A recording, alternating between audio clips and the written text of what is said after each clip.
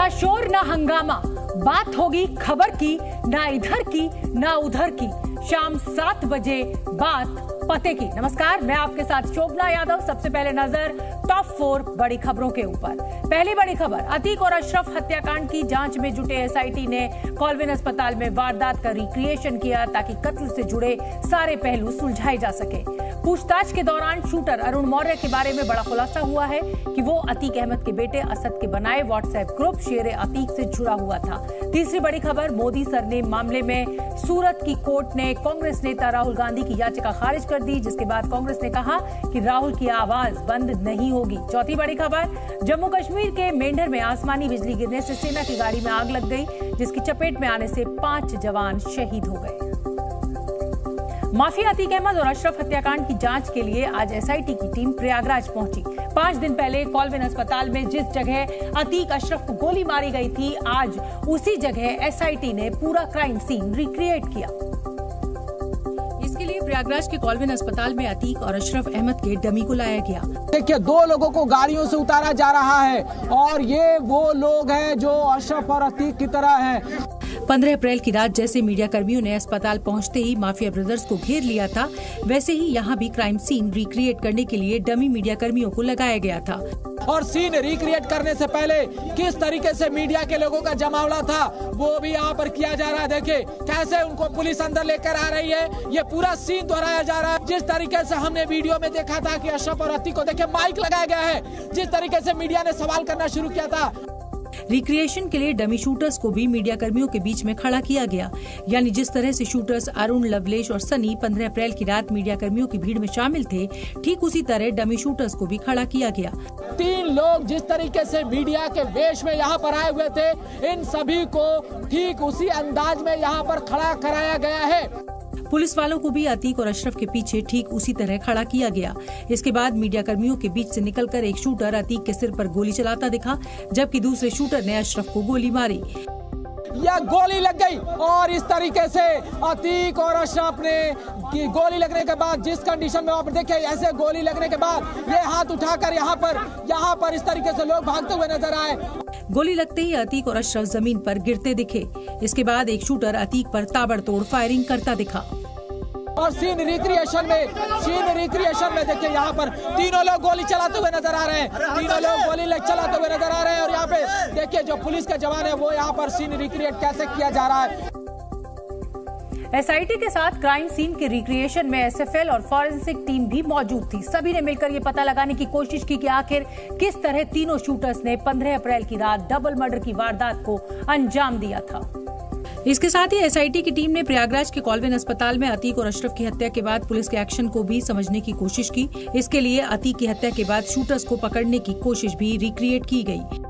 एक तरफ अतीक और अशरफ और दूसरी तरफ ये दोनों अपराधी, एक तरफ पुलिस ने पकड़ा और एक ने हाथ ऊपर करके सरेंडर किया था और पुलिस उनको लगातार पकड़ती रही। और देखिए इस वक्त घटनास्थल पर अभी भी अतीक और अशरफ ठीक उसी कंडीशन में रहे, जिसमें एक पुलिस वाला सरेंडर करने के बाद एक शूटर को पीछे से पकड़ता दिखा। सीन को रिक्रिएट करने की जो पूरी कवायद है वो चल रही है और इसी तरह से तीनों अपराधियों को पकड़ा गया था पुलिस की तरफ से और फोरेंसिक टीम की मौजूदगी में ये पूरा सीन रिक्रिएट किया गया है। जो रिवॉल्वर है वो रखा गया था। देखिए अभी भी जो पुलिस के कर्मी है वो बता रहे हैं कि कैसे अपराधी जो है वहाँ से रिवॉल्वर को रख के गए थे और उसके बाद पुलिस कर्मियों ने उनको पकड़ा था। वहीं कुछ पुलिस वाले जमीन पर शूटर को दबोचे दिखे। इस दौरान अतीक और अशरफ के शव जमीन पर पड़े रहे और वहां 2 पिस्टल भी नजर आई। यानी इतना सब कुछ होने के बावजूद भी अशरफ और अतीक का जो कंडीशन था वो कैसे था ये हम आपको दिखा रहे हैं। जो गन रखी गई है, देखिए यहाँ पर एक गन जो अतीक के पैर के पास रखी गई है और दूसरा ठीक बीच में एक गन रखी गई है। बाद में पुलिस वाले शूटर्स को ले जाते दिखे। अतीक अशरफ हत्याकांड की जांच पूरी करने के बाद एसआईटी अपनी रिपोर्ट उत्तर प्रदेश के गृह विभाग को सौंपेगी, जिसके बाद वो रिपोर्ट मुख्यमंत्री योगी आदित्यनाथ को दी जाएगी और साथ ही एसआईटी की रिपोर्ट अदालत में भी दाखिल की जाएगी। क्राइम सीन के रिक्रिएशन में आज उस घायल सिपाही को भी शामिल किया जो 15 अप्रैल की रात अतीक अशरफ की हत्या के दौरान घायल हो गया था। 15 तारीख की रात जैसे ही अतीक और अशरफ को गाड़ी से उतारकर पुलिस अस्पताल ले जा रही थी, ठीक उसी तरह प्रयागराज के कॉल्विन अस्पताल में क्राइम सीन रिक्रिएशन किया गया। जिस तरह से अस्पताल में मीडिया वालों ने दोनों को घेर लिया था और सवाल दागे थे, ठीक उसी तरह आज भी एसआईटी के अधिकारियों ने सीन रिक्रिएट करने की कोशिश की। अतीक अशरफ हत्याकांड की जांच में जुटी एसआईटी की टीम अपनी रिपोर्ट यूपी के गृह विभाग को सौंपेगी, जिसके बाद ये रिपोर्ट मुख्यमंत्री योगी आदित्यनाथ को दी जाएगी। एसआईटी की टीम के अलावा रिटायर्ड न्यायमूर्ति अरविंद कुमार त्रिपाठी की अध्यक्षता वाला 3 सदस्यों का न्यायिक आयोग भी अतीक और अशरफ की हत्या की जांच के लिए प्रयागराज पहुंचा। इस दौरान न्यायिक आयोग के सदस्यों ने प्रयागराज के कॉल्विन अस्पताल जाकर घटनास्थल का मुआयना किया और घटना के विभिन्न पहलुओं की जांच की। न्यायिक आयोग की टीम ने एफआईआर की कॉपी को भी खंगाला। 46 मिनट के दौरान न्यायिक आयोग की टीम ने पूरा घटनास्थल का पूरा विवरण लिया। न्यायिक आयोग के सदस्यों ने वारदात की जांच करने वाली एसआईटी के एसएसपी समेत दूसरे पुलिस अफसरों से भी पूछताछ की। उस पुलिसकर्मी से भी पूछताछ की गई जो शूटआउट के दौरान जख्मी हो गया था। तो सिपाही घायल हुआ था मान सिंह, उससे भी जो है मौके पर बुलाया गया, उससे भी तमाम तरह के सवाल जो है वो पूछे गए। न्यायिक जांच आयोग की टीम पूरे 46 मिनट तक क्राइम स्पॉट पर रुकी रही। जांच आयोग की टीम 2 महीने के अंदर अपनी रिपोर्ट सरकार को देगी। अतीक अशरफ की हत्या की जांच कर रही न्यायिक आयोग की टीम में पूर्व जिला जज ब्रजेश कुमार सोनी और यूपी पुलिस के पूर्व डीजी सुवेश कुमार सिंह भी शामिल थे। जिस वक्त न्यायिक आयोग की टीम प्रयागराज के कॉल्विन अस्पताल में मौजूद थी, उस समय एसआईटी टीम भी क्राइम स्पॉट का मुआयना करती रही। एसआईटी टीम के सदस्यों ने क्राइम स्पॉट के एक एंगल की जांच पड़ताल की। जहां अतीक अशरफ को गोली मारी गई और जहां शूटर्स खड़े थे, दोनों के बीच की दूरी नापी गई। शूटआउट के पूरे वाकये को एक कागज पर उकेरा गया। नक्शे के जरिए क्राइम सीन को रिक्रिएट किया गया, जिसे न्यायिक जांच टीम ने पूरी बारीकी से समझा। क्या कुछ जो है घटना के वक्त हुआ था, इन सब तमाम सवालों के जवाब जो है वो जो है न्यायिक आयोग की टीम ने किए हैं। और अस्पताल में न्यायिक आयोग की जांच के दौरान भारी संख्या में पुलिसकर्मियों की तैनाती थी। इससे पहले आयोग के सदस्यों ने सर्किट हाउस में पुलिस के आला अधिकारियों और प्रशासनिक अफसरों के साथ बैठक भी की थी। माफिया अतीक अहमद और उसके भाई अशरफ की हत्या को 5 दिन बीत चुके हैं, लेकिन अब भी कई सवालों के जवाब नहीं मिल पाए हैं। अतीक और उसके भाई अशरफ अहमद की हत्या का मास्टरमाइंड कौन है? आखिर किसके इशारे पर लवलेश, अरुण कुमार और सनी ने डॉन ब्रदर्स को बीच सड़क पर गोलियों से छलनी कर दिया? लेकिन अतीक और अशरफ की हत्या से जुड़े सवालों के जवाब तब मिलेंगे जब इस कांड को अंजाम देने वाले आरोपी सच बोलेंगे। हालांकि यूपी पुलिस से जुड़े सूत्रों की माने तो आरोपी लवलेश, अरुण और सनी कुछ सवालों के जवाब दे रहे हैं, जबकि कुछ सवालों पर चुप्पी साधे हुए हैं, ठीक वैसे ही जैसे शातिर अपराधी करते हैं। कैमरे के सामने अतीक और अशरफ की हत्या के बाद भी तीनों आरोपियों के चेहरे पर डर नजर नहीं आता। तीनों शूटर सामान्य तरीके से व्यवहार कर रहे हैं। यहाँ तक कि सबसे कम उम्र का शूटर अरुण पूछताछ के दौरान मुस्कुराता नजर आया। लेकिन एसआईटी की टीम आरोपियों का मुंह खुलवाने की पूरी कोशिश कर रही है, जबकि अभी तक पूछताछ और पड़ताल के बाद एसआईटी को एक ऐसे राज का पता चला है कि उसके भी होश उड़ गए। पुलिस को पता चला कि हथकड़ियों में जकड़े दोनों माफिया ब्रदर्स पर जिस अरुण मौर्य ने दनादन गोलियां बरसाई, वो कभी अतीक का महिमा मंडन करने वाले एक व्हाट्सएप ग्रुप का हिस्सा हुआ करता था। शूटर अरुण मौर्य एक समय पर शेर अतीक व्हाट्सएप ग्रुप का मेंबर था। ये ग्रुप माफिया अतीक अहमद के बेटे असद ने खुद बनाया था। इस व्हाट्सएप ग्रुप में वीडियोस और फोटोज शेयर किए जाते थे, जिसमें अतीक के वर्चस्व की कहानी और उसकी दहशत दिखाई जाती थी। हालांकि बाद में अरुण मौर्य ने ये व्हाट्सएप ग्रुप छोड़ दिया। वो गैंग 90 के नाम से दूसरे व्हाट्सएप ग्रुप से जुड़ गया और असद के बनाए व्हाट्सएप ग्रुप का मेंबर रहे अरुण मौर्य ने माफिया अतीक की सरेराह जान ले ली। ऐसे में कयास लगाए जा रहे हैं कि अरुण भी अतीक की तरह कुख्यात बनना चाहता था और इसीलिए उसने इस हत्याकांड को अंजाम दिया। अरुण मौर्य ने अपने 2 साथियों के साथ मिलकर अतीक और अशरफ को गोलियों से छलनी कर दिया। पुलिस और मीडिया कर्मियों के सामने दोनों भाइयों को जान से मार दिया। जबकि वहीं अरुण हत्याकांड को अंजाम देने से कुछ दिनों पहले तक अतीक के बेटे असद के बनाए व्हाट्सएप ग्रुप का हिस्सा था। ऐसे में सवाल ये उठता है कि अतीक के महिमा मंडन के लिए बनाए गए व्हाट्सएप ग्रुप में अरुण मौर्य को किसने शामिल किया? अगर शेर अतीक नाम के व्हाट्सएप ग्रुप को अतीक के बेटे ने बनाया था, तो क्या असद अहमद ने ही अरुण मौर्य को इस ग्रुप में शामिल किया था? और अगर असद ने अरुण को इस खास ग्रुप का हिस्सा बनाया था, तो फिर सवाल ये उठता है कि क्या वो अरुण को पहले से जानता था? अरुण मौर्य को असद कैसे जानता था? और क्या दोनों की कभी मुलाकात भी हुई थी? सवाल ये भी उठता है कि क्या अरुण मौर्य कभी अतीक गैंग के लिए ही काम करता था?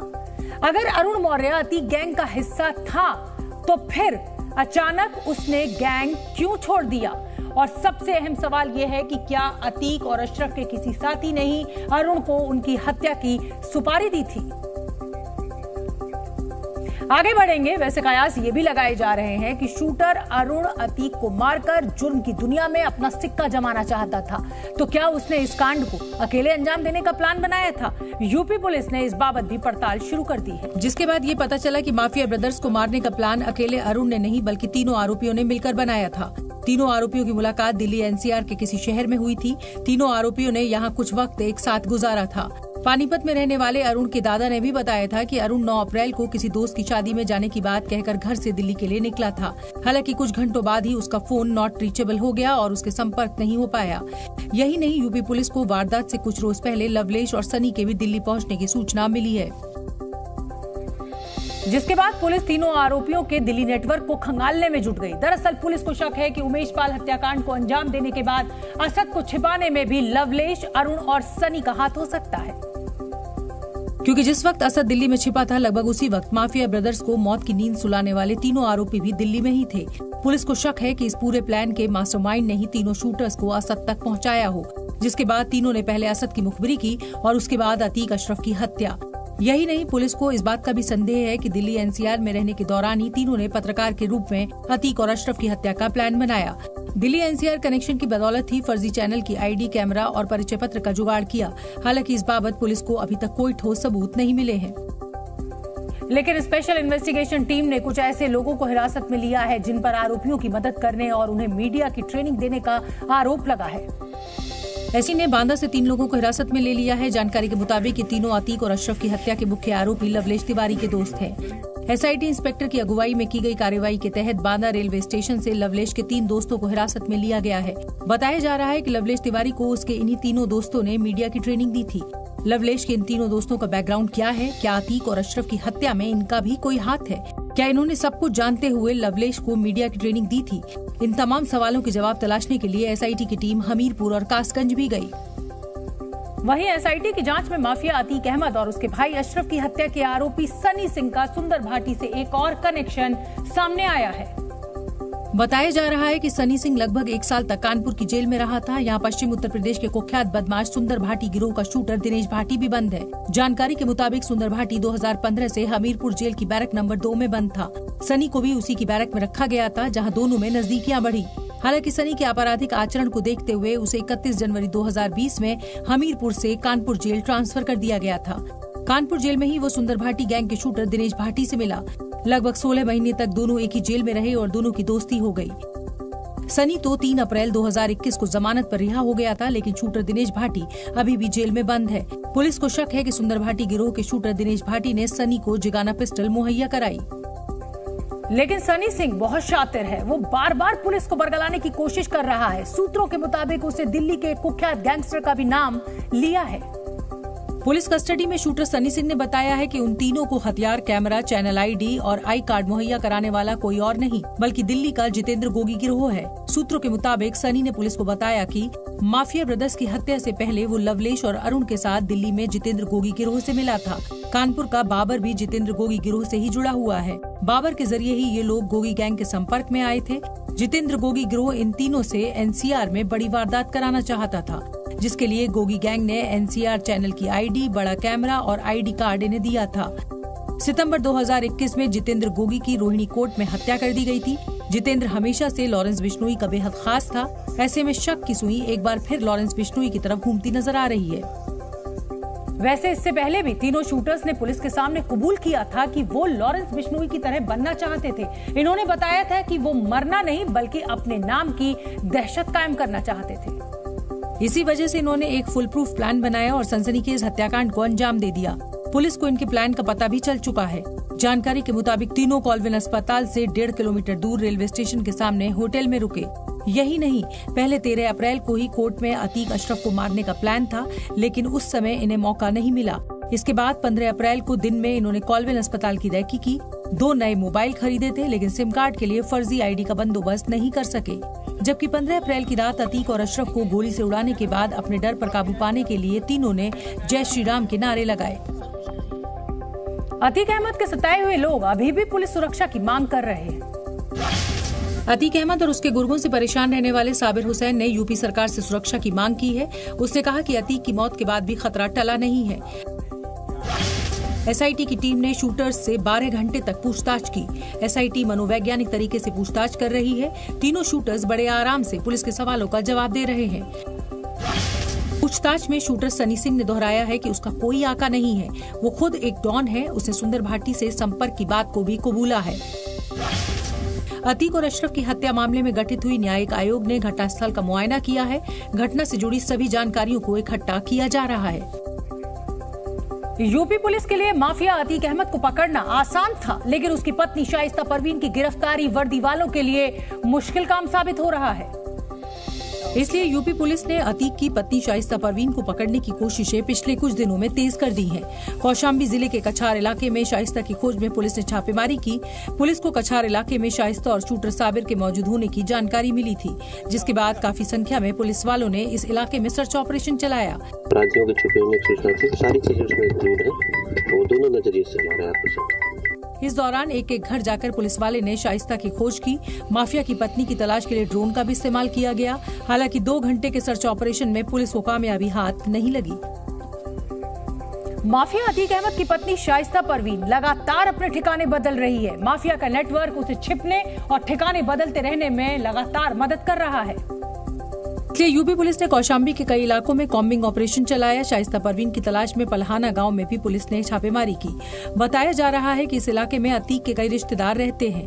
इन इलाकों में जो गद्दी बिरादरी के लोग हैं वो उनका गांव है और वो यहाँ पर रहते हैं, और जानकारी के मुताबिक अतीक भी गद्दी बिरादरी से ताल्लुक है। कौशाम्बी के नवगीरा, लोहरा, गंसरी, तिहोरी, पलहाना, सकाड़ा, खालिसपुर, सैयद सरावा, इन जगहों पर गद्दी बिरादरी के लोग हैं। इसलिए पुलिस को शक है कि यहाँ शाइस्ता छिप सकती है। लिहाजा गंगा के तराई वाले इन इलाकों में भी पुलिस ने सर्च ऑपरेशन चलाया।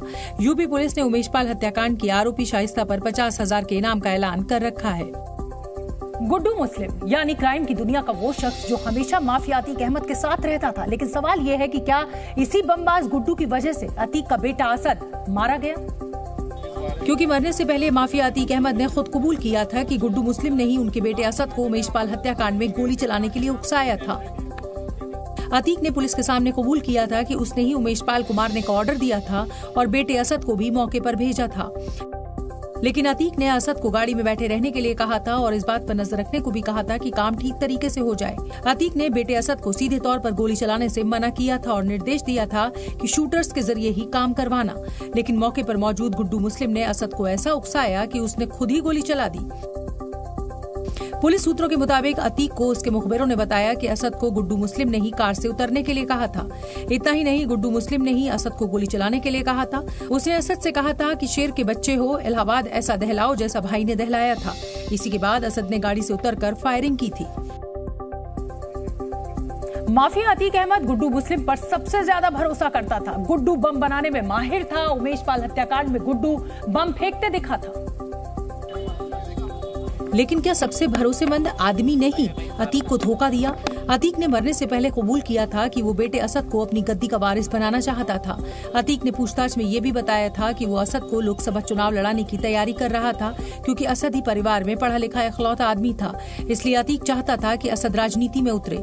लेकिन अब इस बात पर चर्चा जोरों पर है कि अतीक की गद्दी के वारिस के एनकाउंटर के पीछे गुड्डू मुस्लिम ही है। मौत से पहले अशरफ की जुबान पर आखिरी शब्द गुड्डू मुस्लिम ही था। वो गुड्डू मुस्लिम के बारे में कुछ बताना चाहता था। मेन बात यह है कि गुड्डू 15 अप्रैल की रात मीडिया कर्मियों ने अतीक और अशरफ से पूछा था कि वो असद के जनाजे में क्यों नहीं गए। अतीक ने जवाब दिया कि नहीं जाने दिया गया, नहीं गए। नहीं ले गए तो नहीं गए। लेकिन अशरफ ने असद के बारे में कुछ नहीं बोला। उसने गुड्डू मुस्लिम का नाम लिया। मीडिया कर्मी जब असद के जनाजे में जाने की बात कर रहे थे तो अशरफ ने गुड्डू मुस्लिम का नाम क्यों लिया? माना जा रहा है कि अतीक अशरफ को गुड्डू मुस्लिम की धोखेबाजी का अंदाजा लग गया था। सूत्रों के मुताबिक गुड्डू मुस्लिम की खबर पर ही अतीक के बेटे असद और शूटर गुलाम का एनकाउंटर हुआ था। खबर यह भी है कि अशरफ ने यूपी एसटीएफ से गुड्डू मुस्लिम को सौंपने का वादा किया था।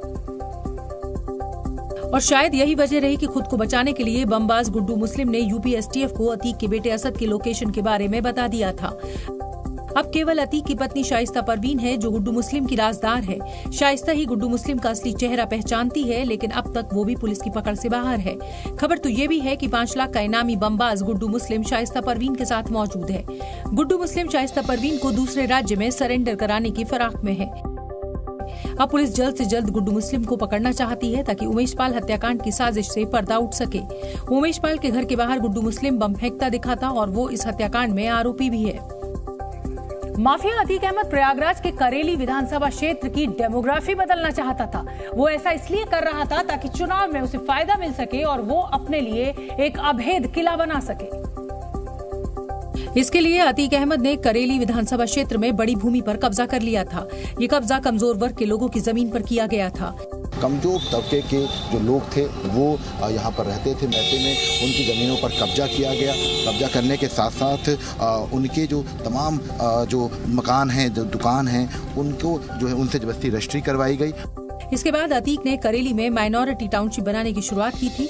मुस्लिम कॉलोनी बसाकर अतीक अपने सुरक्षा घेरे को भी मजबूत करना चाहता था।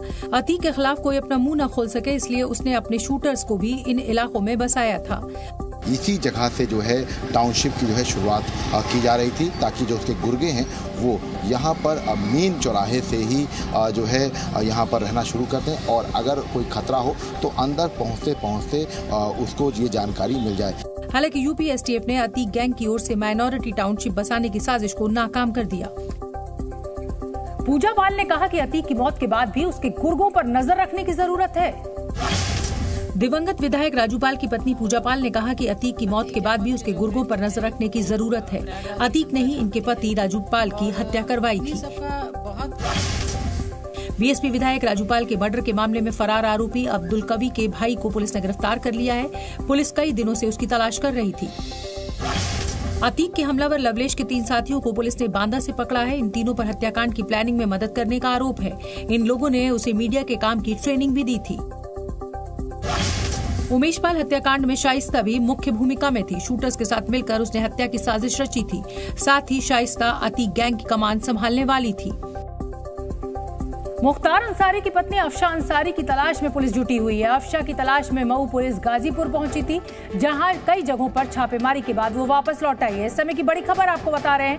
अफशा पर गाजीपुर पुलिस ने 50 और मऊ पुलिस ने 25,000 रुपए का इनाम घोषित किया है। अफशा की तलाश के लिए पुलिस जगह जगह छापेमारी कर रही है। हालांकि अभी तक पुलिस के हाथ खाली हैं। तलाश के बाद पुलिस की टीम वापस लौट गई है। पुलिस ने 50,000 और मऊ पुलिस ने 25,000 रुपए का इनाम घोषित किया है। अफशा पर गाजीपुर में ये नाम घोषित किया गया है। माफिया अतीक अहमद और उसके भाई अशरफ की हत्या के विरोध में अब इत्तेहाद मिल्लत काउंसिल के अध्यक्ष मौलाना तौकीर रजा भी उतर आए। उन्होंने हत्या की जांच की मांग को लेकर अनिश्चितकालीन धरने का ऐलान कर दिया, लेकिन पुलिस ने उन्हें धरना स्थल पर नहीं जाने दिया और एक घर में नजरबंद कर दिया। इस दौरान मौके पर मौजूद पुलिस फोर्स और तौकीर रजा के समर्थकों में हल्की नोकझोंक भी हुई। कत्ल करवाओ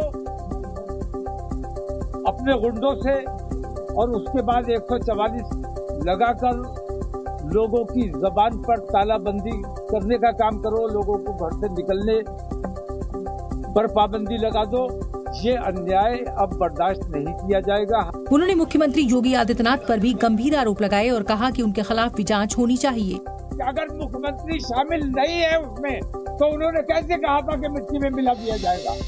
उन पर भी कार्रवाई बनती है, मुकदमा होना चाहिए। मुकदमे से क्या डरना?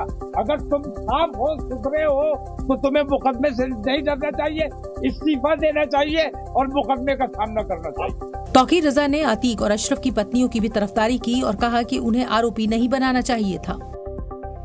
माफिया अतीक अहमद और उसके भाई की हत्या पर सियासत भी लगातार जारी है। अब समाजवादी पार्टी के नेता अबू आसिम आजमी ने यूपी की योगी सरकार पर ही सवाल खड़े कर दिए और आरोप लगाया कि पूरी योजना बनाकर अतीक की हत्या को अंजाम दिया गया। 44 सेकंड तक गोली चलती रहे और एक आदमी हथकड़ी में है, सारी तरफ पुलिस चारों तरफ घेरी हुई है। उसके बाद उनको पकड़ मारा नहीं जा सकता था। 1 गोली, 2 गोली, 3 गोली, 1 सेकंड, 15 सेकंड, उसके बाद उसको मार सकते थे, सब कर सकते, लेकिन पूरा उनको चांस दिया मारने का। ये बिल्कुल से पहले से मैनेज था कि उनकी हत्या ऐसा करना है। कांग्रेस नेता दिग्विजय सिंह ने भी आरोप लगाया कि अतीक की सुरक्षा में जानबूझकर ढिलाई बरती गई। आपको 10 बजे उनकी मेडिकल चेकअप कराने की आवश्यकता क्यों पड़ी? दिन में क्यों नहीं करी? एक दूसरा, जबकि गाड़ियां बिल्कुल उसके गेट तक अंदर चली जाती है तब उसको गेट के बाहर क्यों उतारा गया?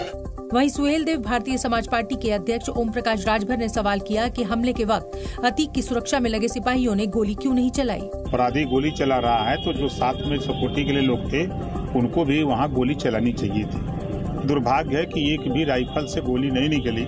अतीक जब तक जिंदा था तब तक उसके गुर्गों ने खूब आतंक मचाया। आलम यह था कि अतीक के गुर्गों ने तत्कालीन विधायक राजू पाल की 2005 में सरेआम गोलियों से भूनकर हत्या कर दी थी। उनकी पत्नी पूजा पाल ने पति को इंसाफ दिलाने के लिए 18 साल तक कानूनी लड़ाई लड़ी। अब जब अतीक के आतंक का अंत हो गया है तो पूजा पाल राहत की सांस ले रही है। जी न्यूज से खास बातचीत में उन्होंने कहा कि अतीक को उसके किए की सजा मिली है। अतीक अहमद के जो कृत्य थे वो प्रयागराज की जनता जानती है और इन्हीं सब का बहुत कारण रहा है जो कि जिस दिन घटना हुई है उस दिन देखने को मिला है। जब राजू पाल की दिन दहाड़े हत्या हुई थी तो पूजा पाल की शादी की मेहंदी भी नहीं छूटी थी। शादी के महज 9 दिन बाद ही उसके पति की हत्या कर दी गई थी। तब से अब तक पूजा पाल ने संघर्ष का लंबा दौर देखा है।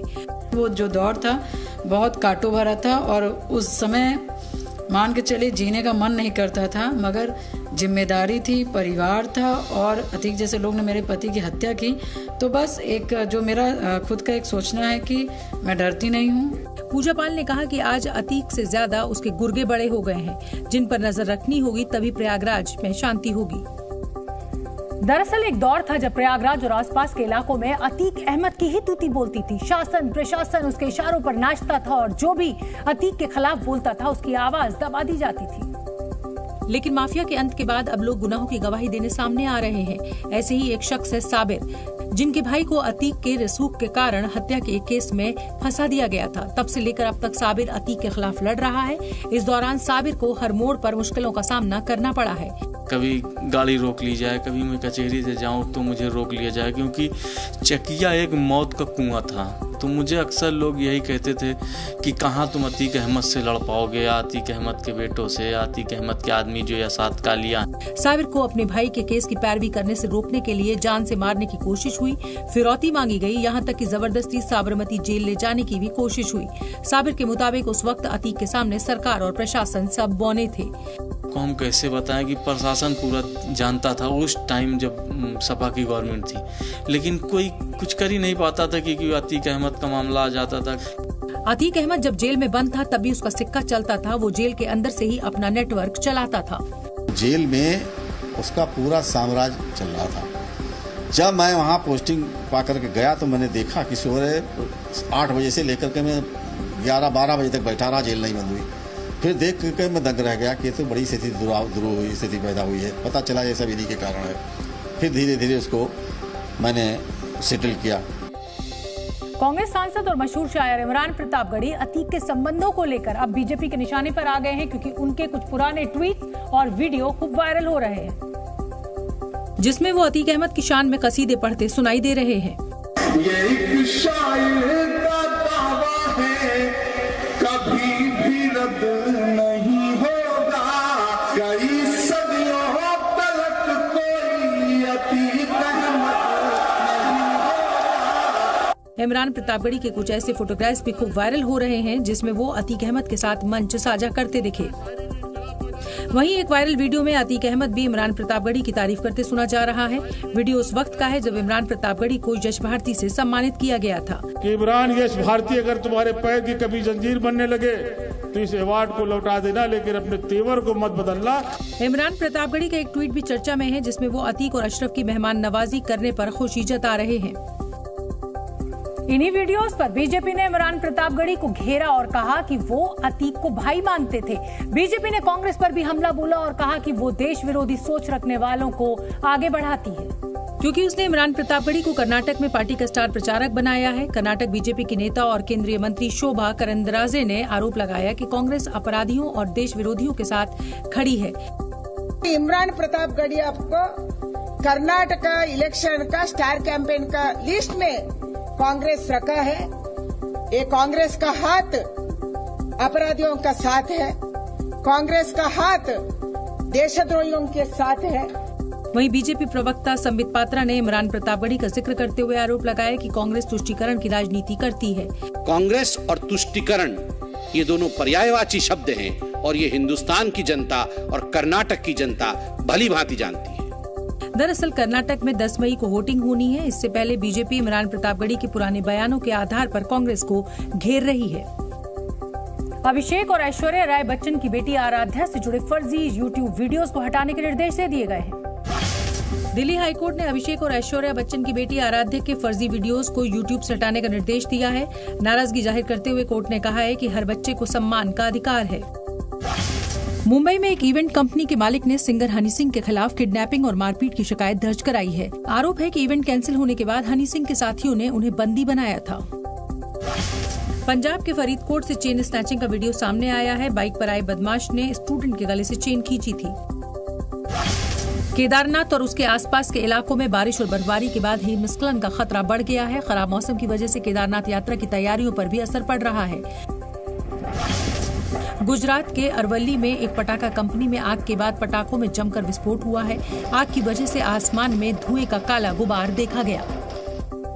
जम्मू कश्मीर के पुंछ से एक अफसोसनाक घटना सामने आई है। पुंछ की तोता गली में सेना के ट्रक में आज आग लग गई, जिसमें 4 जवानों की मौत की आशंका जताई जा रही है।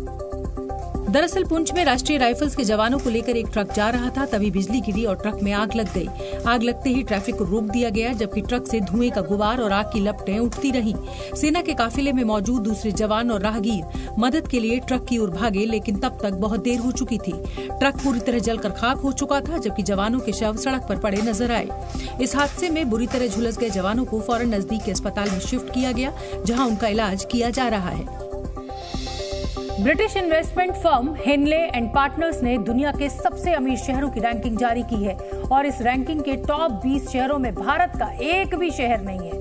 हेनले एंड पार्टनर्स ने ये लिस्ट किसी शहर में रहने वाले करोड़पतियों की गिनती के आधार पर बनाई है और लिस्ट में उन्हीं अमीरों को शामिल किया गया है जिनकी संपत्ति $10 लाख यानी करीब 8.25 करोड़ रुपए है। अमीर शहरों की लिस्ट में अमेरिका का न्यूयॉर्क पहले नंबर पर है, जहां 3,40,000 करोड़पति रहते हैं। दूसरे नंबर पर जापान की राजधानी टोक्यो है, जहां 2,90,000 से ज्यादा करोड़पति हैं। अमेरिका के कैलिफोर्निया का द बे एरिया दुनिया का तीसरा सबसे अमीर शहर है, जहां 2,85,000 करोड़पतियों का ठिकाना है। दुनिया का चौथा सबसे अमीर शहर है लंदन, जहां 2,58,000 करोड़पति रहते हैं। 5वें नंबर पर सिंगापुर, जहां 2,40,000 से भी ज्यादा करोड़पतियों का ठिकाना है। भारत के शहरों की बात करें तो मुंबई इस लिस्ट में 21वें नंबर पर है, जहां 59,040 करोड़पति रहते हैं। वहीं दिल्ली 36वें पायदान पर है, जहां 30,000 से ज्यादा करोड़पति रहते हैं। आगे बढ़ेंगे। मोदी सरनेम केस में सूरत की एक अदालत से राहुल गांधी को बड़ा झटका लगा। कोर्ट ने राहुल गांधी को दोषी करार दिए जाने के फैसले पर रोक लगाने की अर्जी को खारिज कर दिया। अदालत ने कहा कि उन्हें अपने शब्दों के साथ अधिक सावधान रहना चाहिए था, क्योंकि वह सब संसद के सदस्य थे और देश की दूसरी सबसे बड़ी पार्टी के प्रमुख थे। दोनों ओर से जो भी आर्ग्यूमेंट हुई उसमें उल्लेख है, उसका नतीजा ये है कि जो मेरे क्लाइंट है Purnesh Modi is an agreed person, वो कंप्लेन करने के लिए कॉम्पिटेंट है। जो मोदी समाज है वो कंप्लेन करने के लिए कॉम्पिटेंट है। दरअसल राहुल ने अपनी याचिका में निचली अदालत द्वारा सुनाई गई 2 साल की सजा पर रोक लगाने की मांग की थी। अब राहुल गांधी की सजा बरकरार रहेगी। हालांकि राहुल गांधी की सजा का निलंबन और जमानत जारी रहेगी जब तक निचली अदालत के फैसले के खिलाफ सेशंस कोर्ट में उनकी अपील पर फैसला नहीं हो जाता। इस बीच कांग्रेस ने भरोसा जताया कि राहुल को ऊपरी अदालत से राहत मिलेगी, क्योंकि उन्होंने जो 3 नाम लिए थे उनमें से किसी ने कोई शिकायत नहीं की थी। कांग्रेस नेता जयराम रमेश ने ट्वीट कर कहा कि इस फैसले को ऊपरी अदालत में चुनौती दी जाएगी। उन्होंने जी न्यूज़